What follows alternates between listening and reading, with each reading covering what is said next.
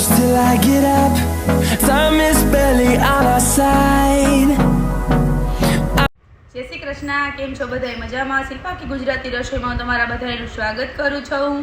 આજે હું નવી રેસીપી સાથે આવી ગઈ છું. આજની જે રેસીપી છે તે છે પાલકના પરોઠા. તો મિત્રો, વિટામિનથી ભરપૂર અને પ્રોટીનથી ભરપૂર. ચાલો આપણે પાલકના પરોઠા બનાવવાની શરૂઆત કરી દઈએ. તો આપણે પાલકના પરોઠા માટે આપણે 100 ગ્રામ પાલક લીધી છે. મેં ધોઈને આવી રીતના પાંદ રાખ્યા છે આપણે, અને ગ્રેવી બનાવવાની છે. અને બીજા મસાલામાં ઘી છે, પછી એક મોરું મરચું અને એક તીખું મરચું, આદુનો ટુકડો તે લીધું છે, અને 2 ચમચી જેટલું દહીં લીધું છે, સ્વાદ અનુસાર નિમક, જીરું, અજમા અને મરી પાવડર, અને 200 ગ્રામ જેટલો મેં ઘઉંનો લોટ લીધો છે. તો પહેલાં આપણે પાલકની ગ્રેવી બનાવી લઈએ. તો પહેલાં આપણે આ ગ્રેવી માટે મિક્સરમાં પાલક એડ કરી દઈએ, અને પછી આપણે જે આ મરચાં છે તે આમાં કટિંગ જ કરી રાખ્યા છે તે આમાં એડ કરી દઈએ. આદુનો ટુકડો છે, એક મોરું મરચું છે ને એક તીખું છે, અને આપણે અડધી ચમચી જેટલું આમાં જીરું ઉમેરી દઈશું. હવે આપણે આમાં થોડુંક પાણી એડ કરીને ગ્રેવી બનાવી લઈએ.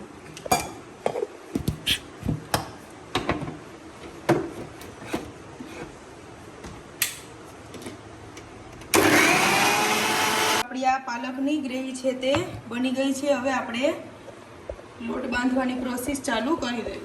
તો આપણે આ લોટ મેં ચારી લીધો છે, અને 200 ગ્રામ છે. 100 ગ્રામ પાલક છે અને 200 ગ્રામ આપણો ઘઉંનો લોટ છે, જે આપણે ઘરમાં રોટલી પરોઠામાં વાપરતા હોય તે. 1 ચમચી જેટલો મેં અજમો છે તેને હાથથી મદદથી એકદમ મસરી અને આમાં એડ કરી દો, જેથી આમાં અજમાનો સ્વાદ પરોઠામાં એકદમ સરસ લાગે છે. મરી પાવડર ઉમેરીશું, અને આપણે જીરું આખું છે તે આપણે ગ્રેવી મેડ કર્યું છે, અને આમાં મેં ખાલી આખું પાખું સેજ હાથની મદદથી મસરીને એ પણ એડ કરી દીધું છે, અને સ્વાદ અનુસાર મેં આમાં નિમક એડ કર્યું છે. હવે આને ભેળવી લઈને 1 ચમચી જેટલું આપણે ઘીનું મોણ નાખવાનું છે. હવે આપણે આને સરસ ભેળવી લઈએ. તો આપણે હવે એકદમ સરસ પોચા કરવા માટે પરોઠા આપણે આમાં 2 ચમચી જેટલું દહીં ઉમેરીશું, અને હવે આપણે આ પાલકની ગ્રેવીથી હવે આપણે લોટ બાંધીશું. તો આપણે સરસ પહેલાં લોટ બાંધી લઈએ. તો આપણો લોટ છે તે બંધાવા આવ્યો છે, અને આપણે ગ્રેવીથી જ લોટ બાંધ્યો છે. જો જરૂર પડે તો આપણે સાદું પાણી પણ ઉપયોગ કરી શકીએ, પણ અત્યારે આમાં તો જરૂર નથી. જે આપણે પાલકની પ્યુરીમાં જ લોટ બંધાઈ ગયો છે. હવે આને હું એકદમ સરખો મસરી લઉં. આપણો લોટ છે તે બંધાઈ ગયો છે, અને આપણે 10 થી 15 મિનિટ સુધી રેસ્ટ આપી દઈએ, એટલે એકદમ સરસ કૂણો થઈ જાય.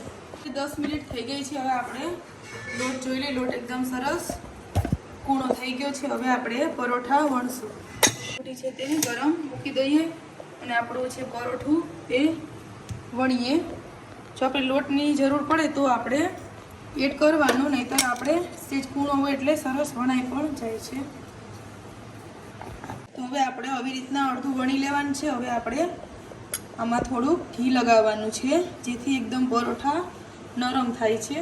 અને હવે આપણે ઉપરથી થોડોક આ ઘઉંનો લોટ છે તે એડ કરીશું. હવે આપણે આ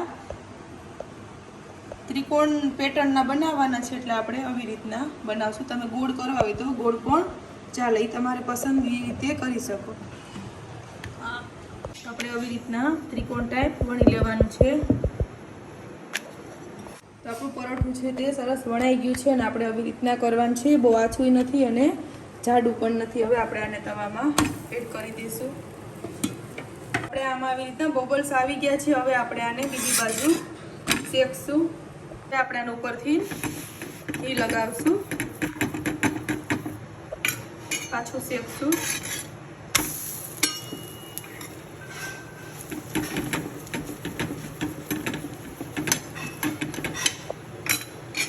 એકદમ સરસ થઈ રહ્યું છે. અને હવે આપણે આપણું 2 બાજુ સરસ પાકી ગયું છે, અને હવે આપણે પ્લેટમાં લઈ લઈએ.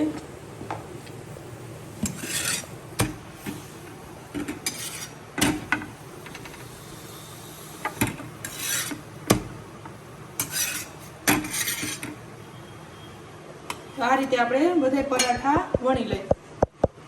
આપણા પાલકના પરોઠા એકદમ સરસ બની ગયા છે. તમે જોઈ શકો એકદમ સરસ પોચા અને આપણે ઘી પણ જરાય રહેવા નથી દીધું, એકદમ સરસ છે. જે પોચારું જેવા અને પાલક તો આપણા શરીર માટે ખૂબ જ ફાયદાકારક છે, પ્રોટીનથી ભરપૂર છે.